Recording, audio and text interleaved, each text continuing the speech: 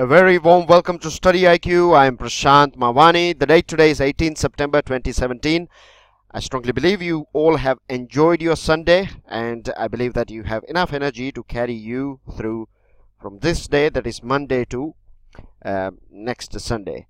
Let's start with a small story about Alexander. Now, very briefly, once upon a time, Alexander was struck in a big desert, and he was alone. So he was, we know Alexander is we are talking about a great king, right? He used to rule a huge amount of land. So this powerful king, he got stuck in middle of a desert, and he was having no one with him, and he was thirsty, he was hungry, but because of sunlight, he was literally about to die. You can say that he was struggling for his life. This great emperor was struggling for his life. So finally he found a person in the desert, and that person was carrying a bottle of water in his hand. So Alexander said that he introduced himself, and he said that I'm a king, etc., etc., and I would like to drink some water from the bottle. And the person who was carrying the bottle, he said, how much you would pay for this thing? He said, I'll give you 50% of my property. The person said, no, that's not the offer I'm going to take. And Alexander said, 50% of Alexander's kingdom is, do you know how much it would be? He said, whatever it could be, Alexander, but you are not that much thirsty for this bottle of water, because you are only ready to take a half step. You are just giving me 50% of your property. If you would have been really thirsty, then you would have offered me everything that you have. From that day, Alexander realized that if I have to do something, and the moral of the story is basically that, say for example, if we are studying, then it is not the half measures that we will take that will take us, or that will help us to achieve what we want. You have to give yourself completely. That is not what we call complete surrender to your goal, right? So let's move ahead. I have some good news for you guys as well, and that is about our pen drive and tablet courses. This will help you a lot in your preparation. We have different pen drive courses for SSC, bank, UPSC, and other state level government exams as well. So do check it out. If you have any query, feel free to give us a call on this number. You can check out our StudyIQ.com website as well. Now, dear friends, let's start with one of the most important article. And the good thing again is that a couple of days ago we have talked about India and Japan, isn't it? And at that point of time we have talked about how China is playing, or we have also had some insight on how USA is playing. And so basically geopolitics, we have discussed sort of different things so far, right, in this series of the Hindu English lectures. So this article written by Rakesh Sood. Now Rakesh Sood, he is a former diplomat, and as I have told you, for the new listeners, I would like to repeat it again, that whenever you read, whenever you find this sort of articles that are written by former diplomats, right, the people who have worked in Indian foreign services, so basically when they are writing, they have practical experience about in and out of the things that are going on around the world, isn't it? That is very simple to understand. So their views, the things they are discussing, etc., it's all gems and jewels. So we have to pick up the best, and this will help you not only in understanding what's going on around, but some of the things that you find in these articles, you can directly present them in your mains answer writing as well, and this will help you a lot in getting good marks, because these are the people who have, as I told you, practically worked, and the people who are going to check your papers are also going to be diplomats. So when I say diplomats, I also mean to say that civil servants. So this will help you in overall understanding and fetching good marks, right? So what he is talking about, basically he starts with and this is something true as well, major events on the world platform happens very rarely, right? Say for example 9/11. I'm not talking about the 9/11 of Swami Vivekananda, which we have talked a couple of days ago. I'm talking about the 9/11, the terror attack on World Trade Center in New York. So this 9/11 sort of situations rarely happens. Apart from that, you have small things, right, subtle things that are going on, very minute changes that are hardly we can hardly observe them, but after a couple of years, or after a period of time, we can think, we can observe it, and we can say, okay, right, this is the things, or this is the thing that has turned up after this many years, or this is the direction in which the world is heading. So he is talking about the slow moving geopolitical changes, right? And at present, things have changed a lot since Cold War. Many things have changed, and he has used the term reading the tea leaves. Basically, what reading the tea leaves means, that you are predicting the future based on the things that are that are happening in the present context, right? Or that are going on, and from the present you are trying to predict the future. That's what basically reading the tea leaves means. So what Rakesh Sood is saying, that 2016 is going to be a turning point in the history, right? It is going to change the history. It is going to change the future forever. It is going to give a new direction. 2017 is a year that is one of the most important. So it might happen that after 15-20 years we would be looking back to it, and we would be saying that, okay, it was in 2017 this many things took place, and that has changed the world forever. Now, since Cold War, end of the Cold War basically means the competition, cutthroat competition that was going on between USSR and United States of America. So there were two groups in the world. There were basically two teams, and there was a third team as well that was not happy with anyone. They were for a middle path. They were saying, we are not with USSR, we are not with USA, we are non-aligned movement. We don't want to be with any of you guys. So this was the things that was going on. But after the collapse of USSR 1991, this Cold War came to an end. And after that, we are seeing that just before as well, a couple of years before Cold War, but after Cold War, we see, there is a trend that the Asian countries have started picking up, particularly China. China started doing huge amount of trade with all this USA and European countries, and because it was trading, it was selling goods, it was producing goods for them, and it was selling goods to these countries, it started making money. And this during that period of time, the main strategy of China was to keep your head down and start moving ahead, right? Keep on going and keep your head down. That means be quiet, don't engage with anyone, don't fight, or don't be aggressive. A time will come when you can flex your muscles. So this was the strategy followed by China. And after this 1991, everything like China came up, and from last 10-15 years we are seeing that India has also gradually it is going up and up. So the whole power, or you can say the economic power, came to this part of the world rather than the western part. So far we know that everything was, when we talk about development, it is all about western countries like USA and Canada and all these European countries, etc. So this is the thing, and at present we are seeing that most of the rivalries as well that are going on is in the Indo-Pacific region. We know the situation with China and Japan, India and China. Then there are other countries as well that are having problems with China. There are some countries that are having, in Australia is not happy with China on some on some issues. So these are the things. And so Indo-Pacific region, and when we talk about Pacific region, then we can also include this North Korea case as well. So China's assertiveness has keep on going on. As I told you, once it became stable, once it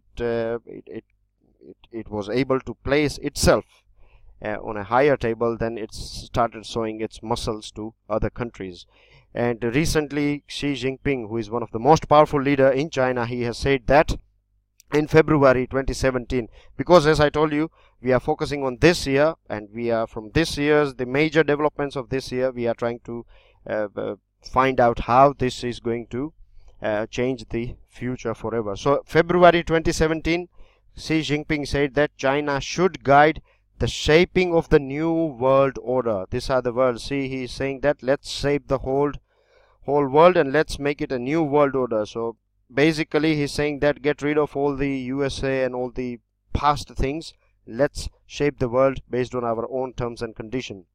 Then he's also saying that China is going to provide international security. That means We are the big brother now. We are the main security personnel. We are the bodyguard of the world. So if there are any issues, then China will take keen interest in it. And it has also, see, this is the thing that happens in life as well, and this is the thing that these countries also do. This is a sort of diplomatic game they play. As I told you, China was keeping its head low, but it was heading ahead. That means moving ahead in one direction, but not coming into or not engaging with anyone. So once it got all these muscles, once it became a sort of a fully matured lion, then what it started doing, it started showing its aggressiveness to other countries. There is a confrontation going on for the longest period of time with Japan. Now on Saturday I have given you some figures. I told you that nearly 300 billion, right?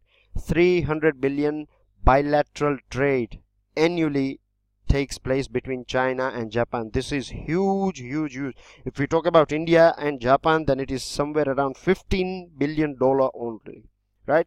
$15 billion only. And here these two countries are having this much business, this huge bilateral trade. Then as well you find some disputed area, and China is very aggressive when it comes to this Senkaku Islands, right? It is administered by Japan, and China is claiming that this is part of their piece of land, so they want it back. And many times we find it in news that their naval ships are in aggressive stance with against each other. Then you have South China Sea issue. We have talked about it earlier as well, but again for new listeners I would like to present this small picture here. This is South China Sea. Here you can see this red lines. These are called 9 dash lines. Basically China is saying that historically, if you go back to the history of China, then you will find that this area was belonging to China. So now as well it belongs to China. That's what China is claiming. One international court has already said the Philippines took China to this international court, and the verdict came out in favor of Philippines, but China said, listen, we are not going to obey your orders. So this sort of a rude behavior, or you can say this aggressive behavior, has been displayed by China on many different occasions. So here you have this, and it is also flexing its muscles. We have talked about Cambodia a couple of days ago. It is also having problem with many other countries as well, like say for example Vietnam. And a couple of days ago I have given you a small question, if you remember, regarding a river, isn't it, in this part of the world that is flowing from Cambodia. So if you go through this river, this Mekong River, then you find that China is playing, or it is many a times it is trying to create some dams on it, and many a times it is playing with the flow of this river, which is creating trouble for Vietnam and other countries. So in this way it is pressurizing ASEAN nations as well. This is your ASEAN members, 10 countries of ASEAN, and India is not a member. It is predominantly Southeast Asian nations, so keep this in mind as well. You should have a crystal clear picture of this place around the world, and here itself you have South China Sea, so this thing as well. And one more thing, these are the Senkaku Islands that are the dispute is going on between Japan and China, and here you find Spratly and Paracal Islands. These are here, this Paracal and Spratly. These are disputed areas, so keep this in mind as well. Right, so other thing that China, or the thing why we can say that Asia is going up and it is going to play a major role, because see, China has already declared that, or China has proven or demonstrated that the Bretton Woods institutions after World War II, under United Nations, the United States and other Western countries came out with this World Bank and International Monetary Fund. Now very briefly, if I tell you, this banks, right, World Bank works just like a private bank. They provide money to all these developing countries or underdeveloped countries, but their terms and conditions, if you go through them, then you find that it is a sort of bank that is working for United States of America. The terms and condition that it lays down on any country to which it is giving loan, then it is favoring American companies, and so in this way American companies make profit as well. So to counter this thing, right, China has came out with new development bank. Now this new development bank is basically BRICS bank, right? BRICS, Brazil, Russia, India, China and South Africa. Of course China is the country in this group, BRICS, that is having the deepest pocket. That means it has huge amount of money. So naturally the contribution in New Development Bank, the highest contribution is of China. Then the other one is Asian Infrastructure Investment Bank. From the name itself you can say that it is about developing infrastructure or investing in infrastructure in the Asian region. So here as well China is the main country who is the biggest contributor, and of course it is going to throw its weight as well, because once it is giving money to someone through this bank, then you know naturally the terms and conditions are more likely going to be in favor of Chinese companies and Chinese government. And it is also about countering. It is like a competition now.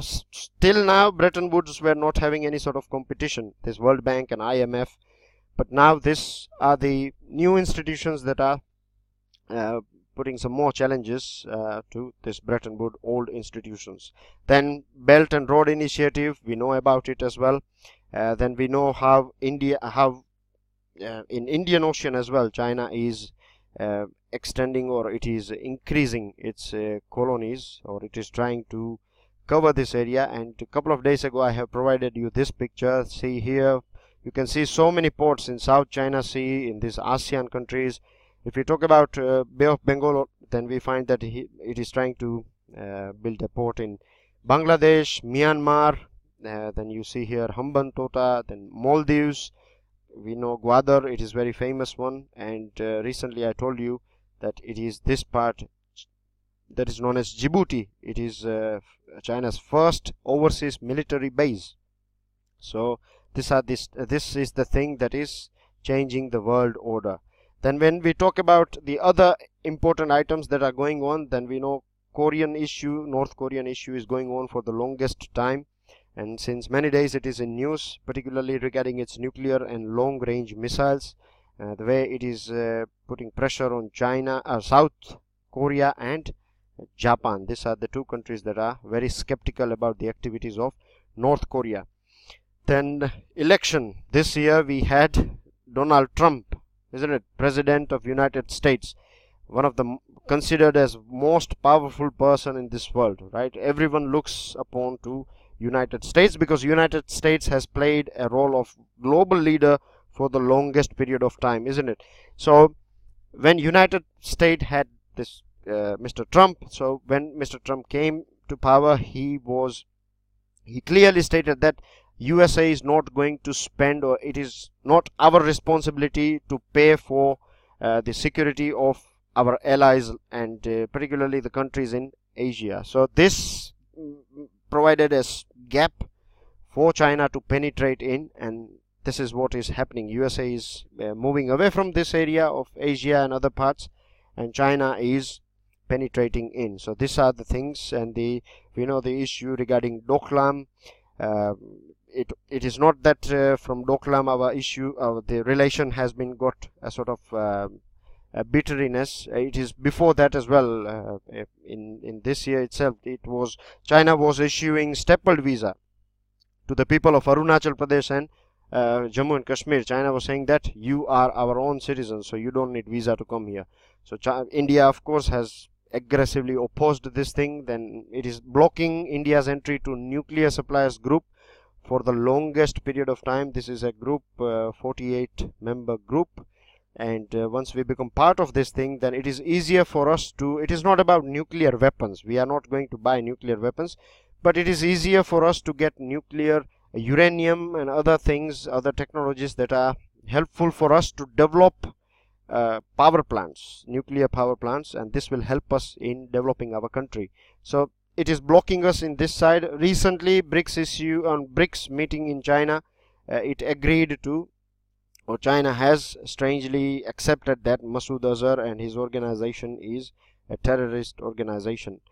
And since 1988, remember yesterday we discussed about European Union. At that point of time I told you that after the World War II, all of them decided, let's become economically interdependent with each other, and with this our other problems will be sorted out. The same strategy was followed by India as well. Since 1988 it has been consistently trying to develop cordial relation, and particularly economic relation, and keeping the other issues on the side, and developing this relationship, considering that once we develop this relationship, then it would be very difficult for both the countries to come to a situation where they agree to have a war with each other. Then the things, and the last item in this particular thing is regarding India and Japan relationship, the way it is changing the whole scenario. See, India and Japanese Prime Minister was here. We have talked about it a lot, so I'm not going into details. The name of the relationship is Special Strategic and Global Partnership. Malabar exercise we do, joint declaration on security cooperation. We have a very good, means based on this nuclear energy deal cooperation, we are going to see more plants coming in India.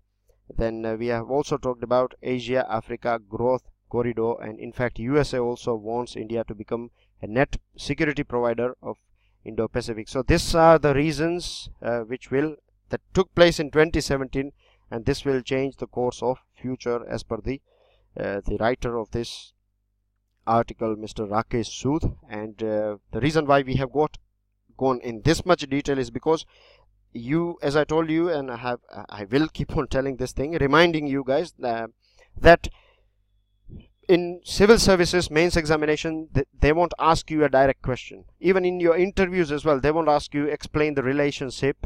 Rarely, I'm not saying they will never ask you, but particularly in interview, they will ask you where the world is going on, talk something about geopolitics, how 21st century is going to be Asian century. These are the things, right? They will ask you this sort of question, indirect questions.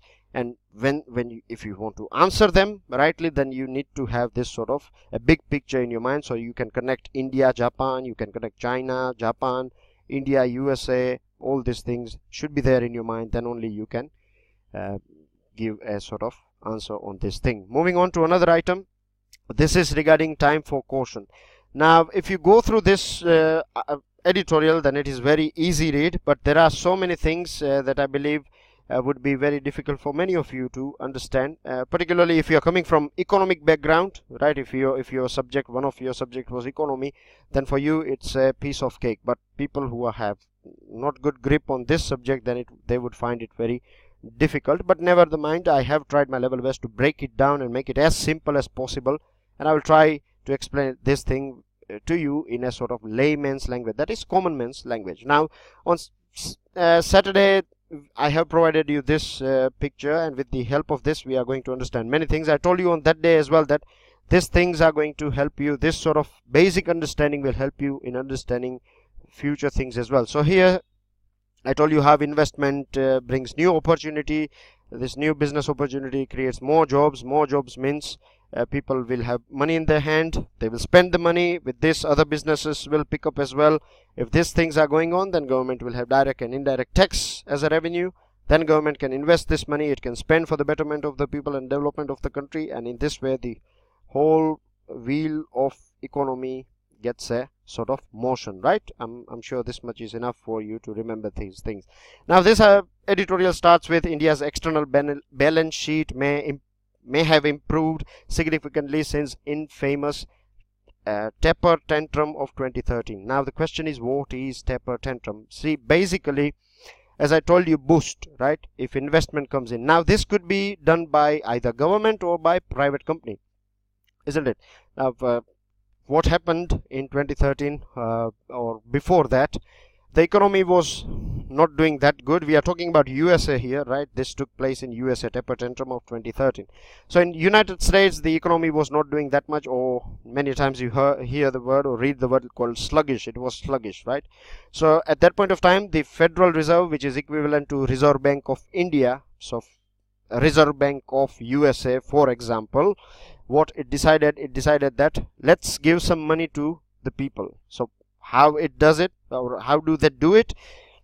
They do it by reducing the interest rate. They will not come to your home and say, here you go, take $1 lakh and spend it. No, they don't do it like that way. What they do is they will reduce the interest rate. So that means, if say for example, if you are a business in USA, then if you are getting loan at a very cheap rate, then you will think, okay, let me take this loan.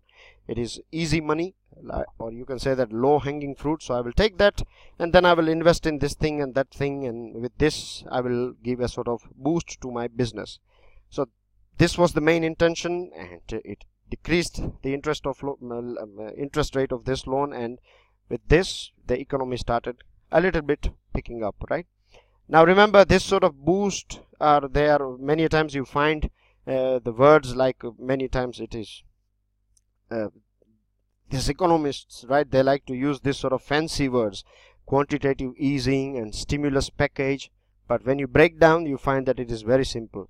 So quantitative easing, this is what quantitative easing is. Now tapering, when we say tapering or tapering tantrum, now this thing you cannot do it for the longest period of time, isn't it? As I told you, the economy was not doing very well, so to just give it a sort of spark or a kick, they do this sort of things. But later on, gradually they take out the money as well. They will gradually increase the interest rate, and later on everything will become fine. This is the whole idea after quantitative easing.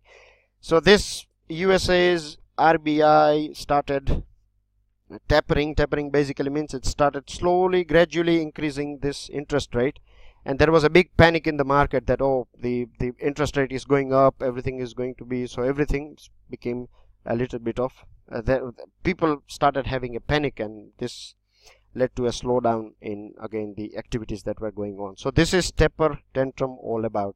I hope this is clear.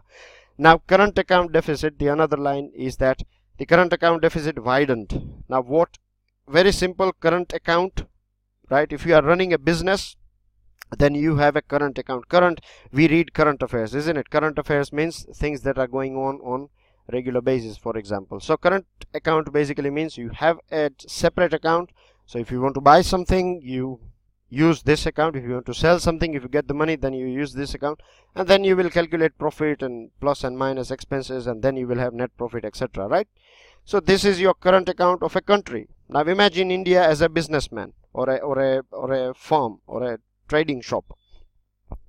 So why we have like current account deficit? Now deficit basically means minus, and surplus, many a times we find current account or revenue surplus, revenue deficit. So surplus means I have more money in my hand because I have sold more products rather than my purchase, or I have earned more money than my expenses. So the balance that I have in my hand would be surplus. So this is deficit and surplus, right? So here is the reason. The widening CAD was driven by greater increase in imports. Naturally, when we import, that means we are purchasing, so we have to pay the money, and if you are exporting less compared to import, then you will have this current account deficit. But the thing is, there is another thing, that is capital account. Now I hope I'm not confusing you all, right? Capital account, you can understand, capital means a sort of investment, right? When you open a business, you say that I have invested, or I am going for a business with this much capital, etc. So capital account of a country includes foreign direct investment, then portfolio investment, and other sorts of investment. So let's talk about foreign direct investment. Foreign, it is coming from overseas, so naturally it is going to be in dollars, isn't it? So we have, and when we do import and export, when we import something, then we pay in dollar. So we were having enough dollars in this capital account, so we were having enough dollars in our hand. So this sort of current account deficit was not a big problem for India, because we paid it from this thing. So the up and down of dollar was not impacting us, or did not have that much impact when it came to this thing. Now the other thing is that you might have heard this thing, that India is a bright spot in the world economy at present. India is the fastest growing, these other things. So when we say bright spot, that means it basically, when PM or president, anyone is promoting this thing, what they are trying to say is that if you have money in your hand, then invest in our country, because this is the country that is growing as the fastest rate, and it will, as the country is growing at higher rate, then the return on investment would be higher as well.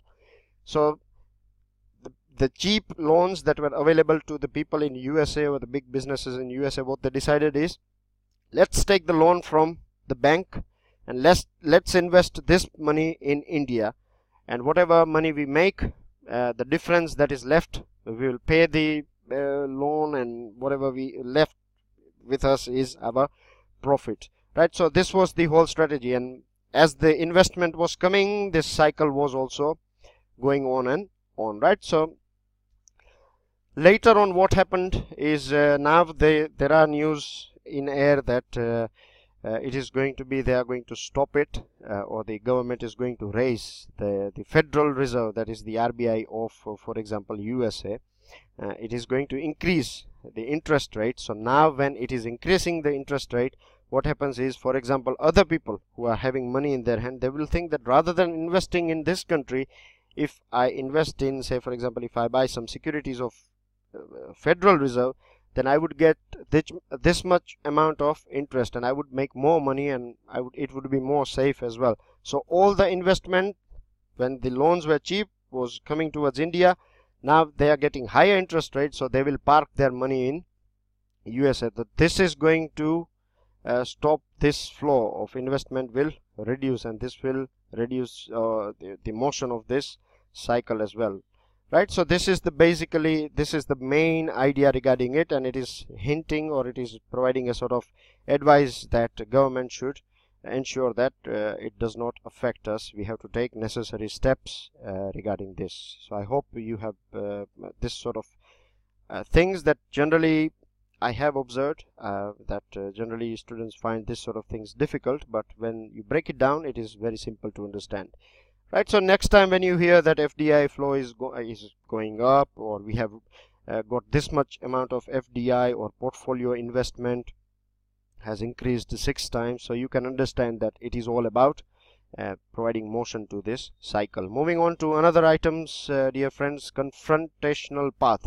This is about an issue that is going on in Bangladesh, basically legislature versus judiciary, right? So the parliament and judiciary of Bangladesh are having a clash with each other. They are having a standoff, and the reason is the Supreme Court of Bangladesh has deleted, or it has annulled or nullified the Constitution's 16th amendment. Now this 16th amendment was the Constitution was amended because the Parliament, it was passed in 2014, and it provided powers to the Parliament that it can remove the judge of a Supreme Court, which is known as impeachment.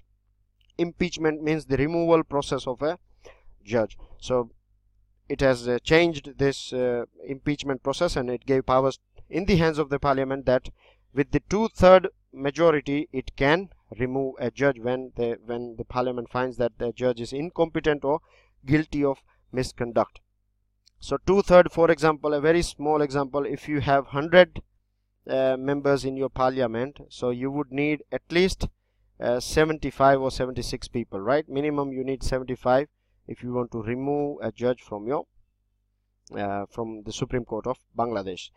Now earlier, when the Constitution was formed in 1972, and here the gentleman that you can see on the screen, he has gets the same respect that we give to Mahatma Gandhi in our country. His name is Banga Bandhu. His a sort of informal name is Banga Bandhu, and his real name is Sheikh Mujibur Rahman, and he's considered as father of Bangladesh, and he is father of the current Prime Minister Sheikh Hasina. So he's a very famous person, and people have a very sort of affection with Banga Bandhu. So when the Constitution, after the war of independence, you know how India helped Bangladesh. It was earlier known as East Pakistan.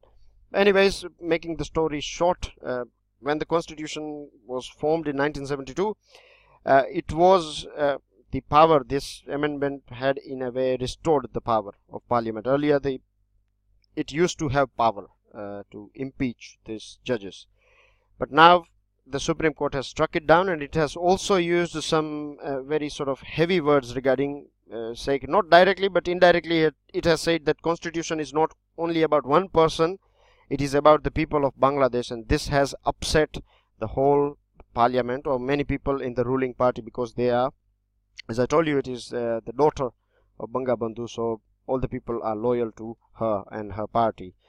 The other thing is that the Supreme Court, what the Supreme Court is saying, that our country of Bangladesh is not as the parliamentary system is not what we find in United Kingdom or India.